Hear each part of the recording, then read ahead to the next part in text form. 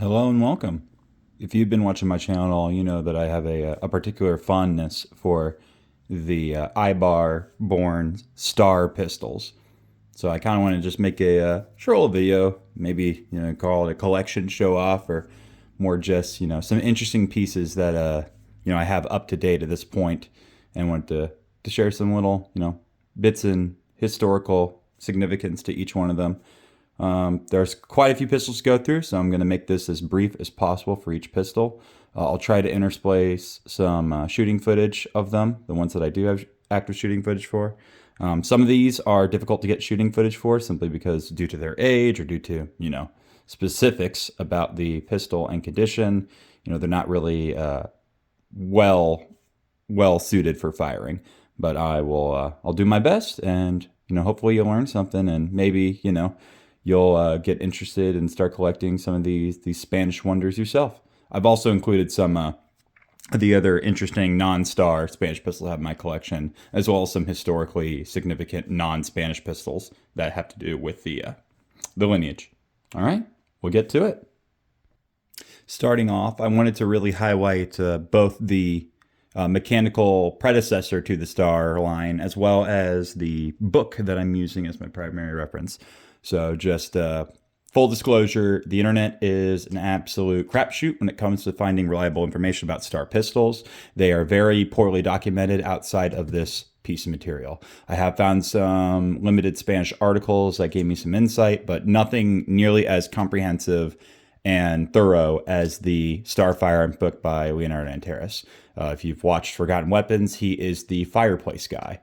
He went to the Star factory in Ibar. I want to say it was the early 90s. I had to double check, but shortly after the closure of the factory, and he was able to build this book with the records that they had. Now, an important thing going forward, and it gives clear note of this. Star screwed up their own records quite a lot, and Star's naming conventions, their serial numbers, everything is kind of I'm not gonna say all over the place, but there's a lot of inconsistency. You'll see pistols of a different pattern labeled under a name of a later model because they had leftover parts. You'll see pistols that don't really fall into any of the standard category because they were built with literally leftover parts. There was a lot of transition going on with Star, especially in what I like to call their golden era, from 1920 all the way till about 1940, when they were making a lot of changes across all of the different pistol series, kind of at different times with different features. So full disclosure, there's a lot of inconsistency, but as a little predecessor or prelude, I will say this. Star has a naming convention for their pistols. There are early pistols like these ones that don't actually have a code on them to tell you what model it is.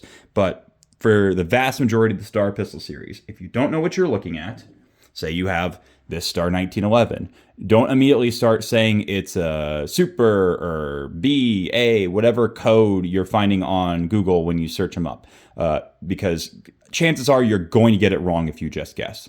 So if you want to know what a Star pistol is, first thing you do before you do anything else is you look at the heel. So this one you can see is a imported pistol. It is a Model US. This is one of the rarest Star pistols in their catalog. But you would know that if you just looked at the outside of it. You would assume it is like a Star Model B and it's something standard or normal. Always check the heel marking. If the heel marking is not there, if it's just a serial number, then you have something that's a particular either very old design or some weird variation. We'll get into some of those, but just as I don't know what I have some kind of Spanish handgun, check the heel marking. Or in the case of the later ones, the automatics, the Wonder 9 series, just check the slide legends, right? I just see so many ones that are like, oh, this is a 30 PK, and then you look at it and it's clearly like the standard 30M, and it's even labeled as such. Or recently, I just saw one on Gunbroker. The guy was listing it as a 380 Model SS when it was like way too big to be a 380. It was clearly a Model BKS. So what was crazy is he had a picture of that heel marking of the BKS, like clear as day, and still had the listing up as SS. So check your heel markings. Um, this is like the frustration of years of me trying to find specific models on Gunbroker and them consistently being mislabeled. So if you are a seller of any kind of these Spanish handguns and you don't know what you're looking at, please read the heel markings. Thank you.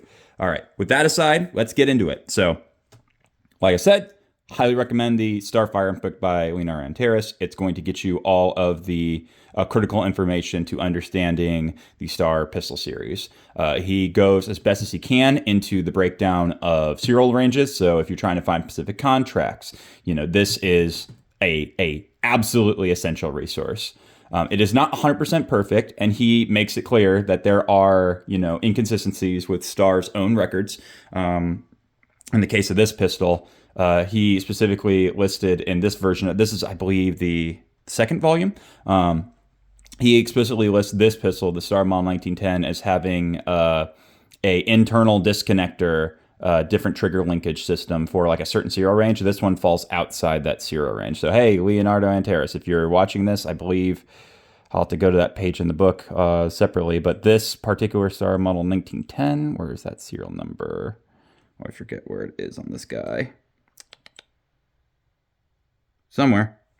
I'll cut this. Where is that serial number? Oh.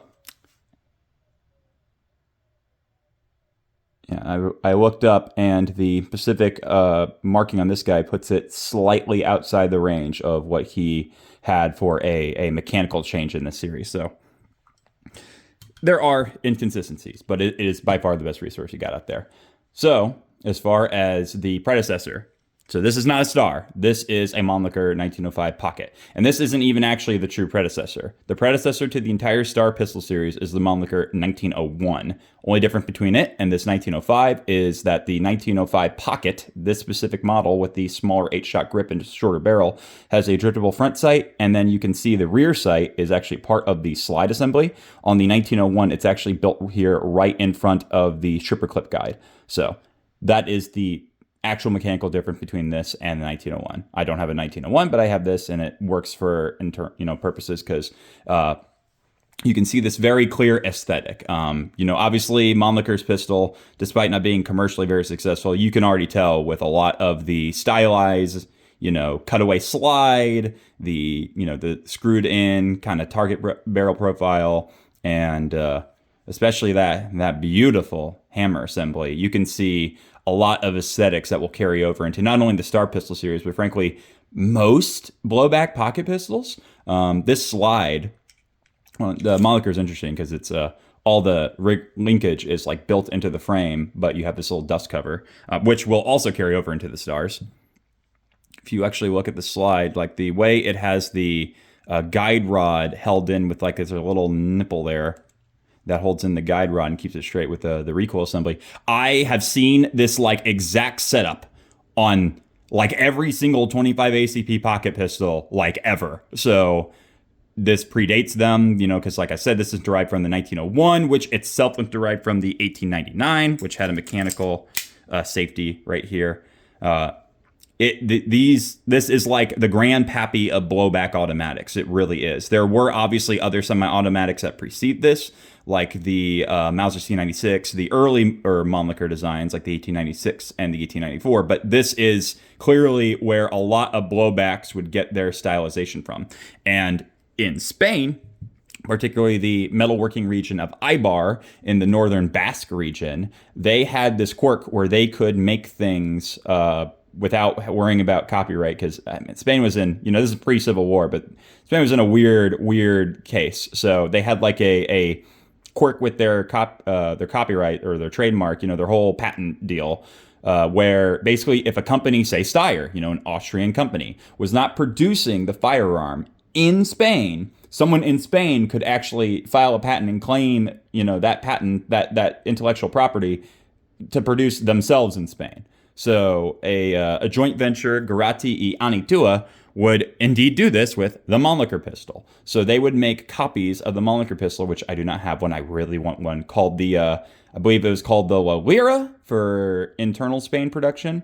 or sorry, internal Spanish sales. And then I believe, from what I can tell, it was called the Triumph pistol when it was exported to other countries. But it's a simplified Mannlicher 1901, which ironically, they did the same rear sight change that Steyr themselves would do for the 1905. I honestly don't know if they came up with that before Steyr did or right at the same time. All this stuff seems to fall right around the 1905 timeframe. Well, there's Julian Echeverria, the brother of the founder of this company, Bonifacio, that would get some ideas looking at this. So the La Lira copy, which it's basically the same. The only difference is it's in 32 ACP instead of the 765 by 21 Mannlicher cartridge. It has simplified trigger linkage, and obviously, like I said, the rear sight change. And then the biggest change is it has a detachable magazine in the bottom of it. So as you can imagine with this grip profile, it's a funky magazine. And one thing that I think is really interesting about the La Lira, they use the rear, this is just it's a trapdoor style bottom cover. And they use that little slit there that's to hold in this trapdoor in order to use the magazine catch. So it's the La Lira magazine has the magazine catch built into the magazine, and it just interfaces with that as a mag catch cut, which I think is really genius, honestly. It's kind of amazing that Steyr didn't think to do that themselves, because, even by 1905, you got the Colt 1903 and the FN 1900, so this was never going to make it against its competitors, especially being in the proprietary 765 by 21 cartridge, whereas the La Lira chose the smart decision of turning it into a 32 ACP, which was power-wise almost identical and substantially smaller on the frame. So that's the story of the La Lira and the Mannlicher. Well, Julian would work with his father and his brother to turn the La Lira into a smaller 25 ACP pocket pistol, and that would be the original Star automatic pistol. This pistol would hit they'd have some kind of, I don't know if it's a mock-up or if it was an actual working pistol, but some kind of a pistol. I'll include the image of there's artwork of it, so clearly they had it really well thought out. I don't know how many of these they built. I don't know if they were working, just something. So people are calling that the Star 1906 pattern. Likely it was probably one, but whatever. Some proof of concept pistol. And then from there, Bonifacio and his father would then work for 2 years to turn this into something they could mass produce. And what resulted was the Star, now what is called the 1908. It's important to remember that a lot of these you're going to see internal codes in this book, and you're just going to hear people selling them as names based on their year or their production changes. They were all just the Star automatic pistol. So whether it was a 1906 pattern or now this 1908 pattern, they were all just the Star automatic pistol. And that would continue for quite a while until the adoption of their true letter naming system that would come in the late 20s. But we'll get there. So the Star model 1908, World 25 ACP, they, from the original 1906 La Lira concept scaled down to 25 ACP, they would actually add a lot more ergonomic features of the Colt 1903. So it's kind of getting, if you know the Spanish Ruby, it's kind of getting Ruby-fied already. So they come out with the 1908. They made these in substantial numbers. I have seen a very, very few for sale. There's all these pistols, even if they were made in a decent quantity in Europe, whether the early ones are a lot rarer to find in the United States, just because they were mostly looking at a Spanish and European market for export sales. This one in particular, which this is the 1910. 2 years later, they would just upscale it back into 32 ACP, and then there were a few of these made in 380. So this is functionally identical to the 1908 series. It's just bigger. This one was actually sold to Britain, so it's got the export marks for Britain.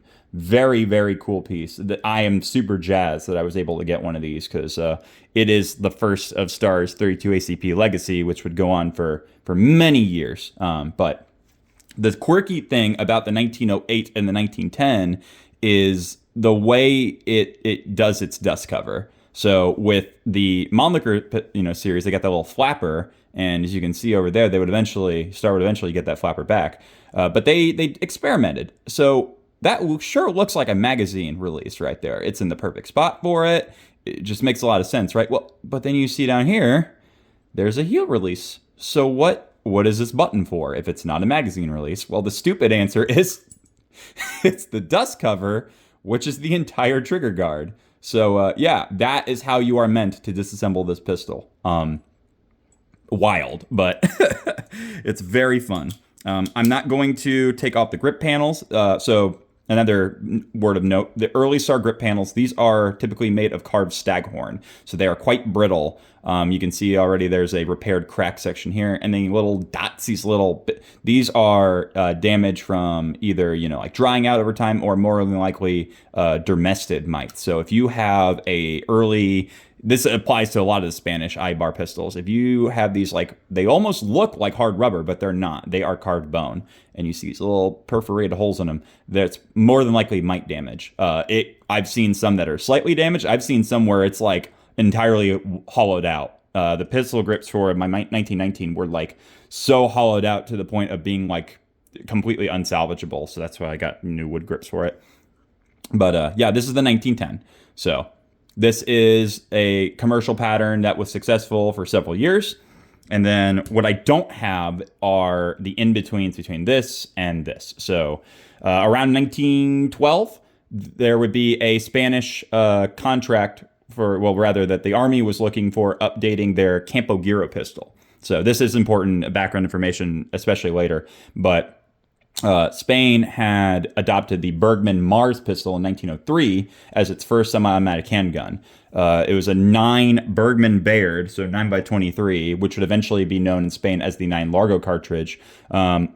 It was a very nice handgun, but it was very delicate. And they wanted to have something domestic produced, which, that was very common at the time to really strive for domestically produced handguns. So the Count of Campo Giro would design a blowback handgun in this 9mm cartridge.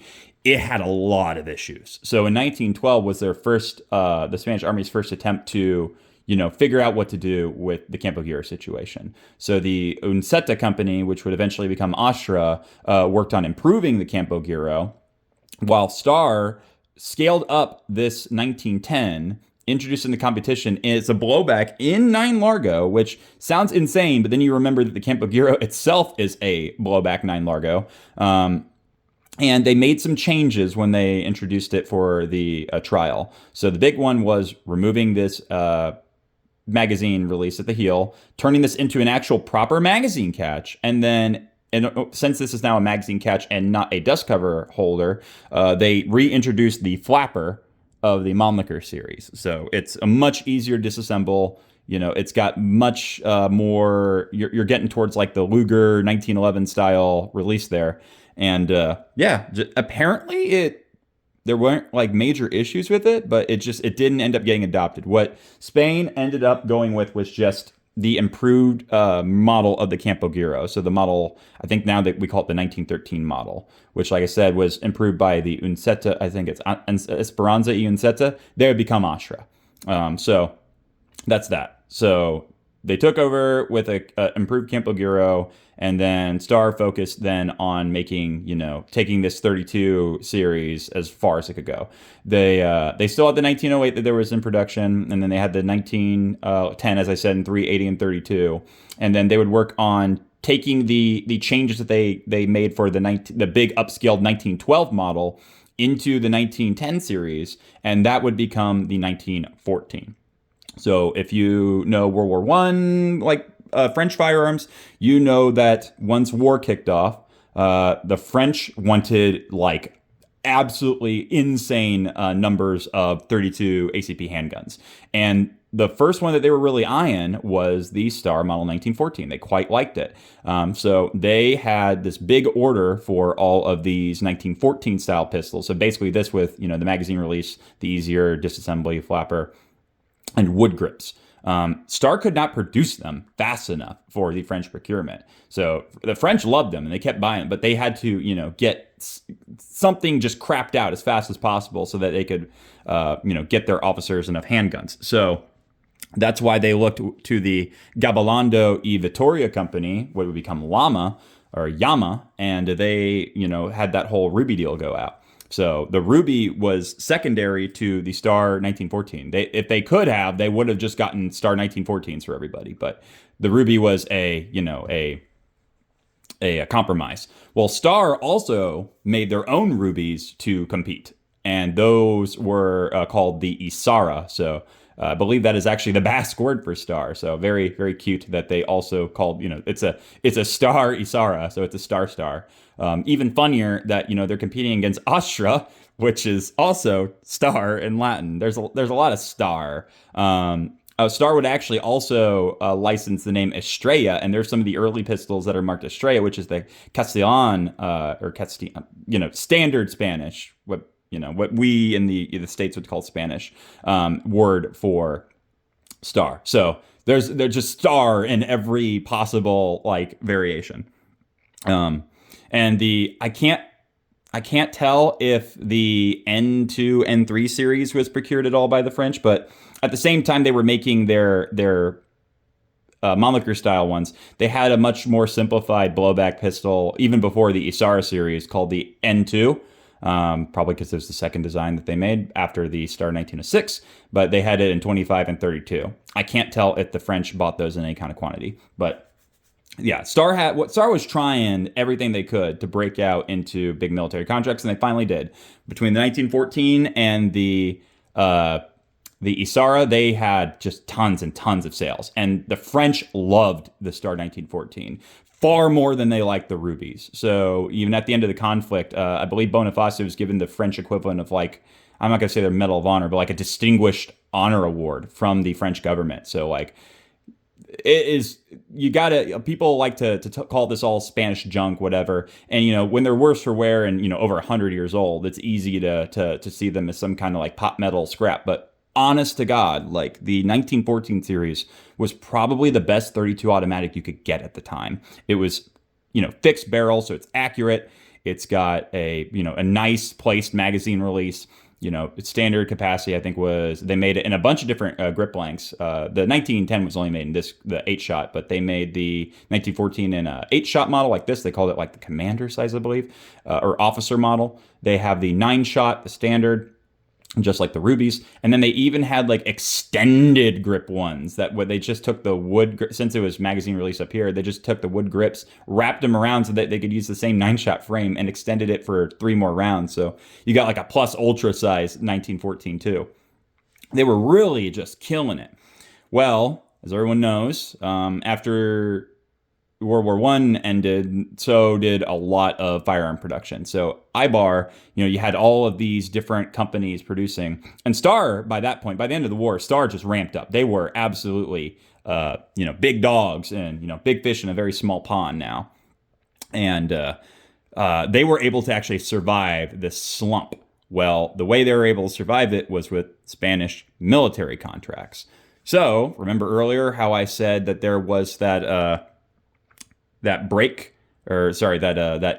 they didn't end up adopting the 1912 because they went with an improved Campo Giro. Well, by 1920, it was very clear that the Campo Giro, even in its improved state, was just not good enough. It was just still very awkward, had a lot of parts breakages. It was not suitable to continue. So let me get this all out of here.